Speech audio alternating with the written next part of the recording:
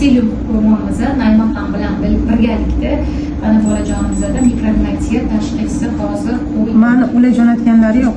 Men o'zim shu uchastkasiga borib tekshirmasam davlat meni qoniqtirmayapti. Shu uchun o'zim menga keyingi oy boshida anaqa ragaz oldiga yozib berganlar.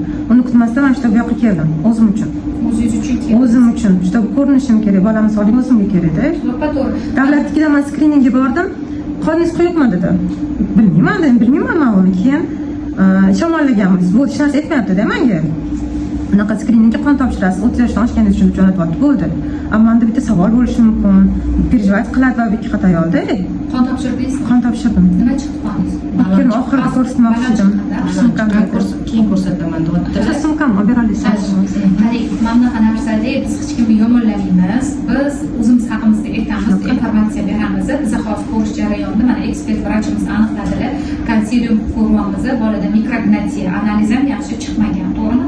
Bizda ekspert vrachlarda O'ttam Shoira Shukurova Respublikanskiy skrining sentridan kelgan ertalabdan beri 5 ta odam nuqsonni aniqlab berdilar, viloyatlardan kelyaptilar. Endi Naimopam 25 yillik stajga ega mana ko'ryaptilar. Streslar zo'r, apparatlarimiz ham ekspertning o'shaning uchun keldim. Apparatiga zo'r bo'lgani uchun. Chunki birinchi bolamda 6 oylikda boshida suv ko'p bo'lgan. Menda o'zida tushganman, sopa-sog' boring, doktorga borganda keyin akusherskaga jo'natishganda, oson emasda, katta srokda. O'sha bolani tuqqanman misol uchun o'zimni dardim bilanda. Bundan ikkita qizim bor, Allohga shukr. Hech bir muammo bo'lmadi, sopa-sog'lom ko'zlamasdim. Hozir bunda o'zgarish bor. Hozir sizga Naimopam yechim beradilar, nima qilish haqida aytadilar. Mana hozir analizimni ko'rsatsam bo'ladimi, qonimnikini? Albatta ko'rishamiz. Sumkachamni bor edi. Hozir sumkachamni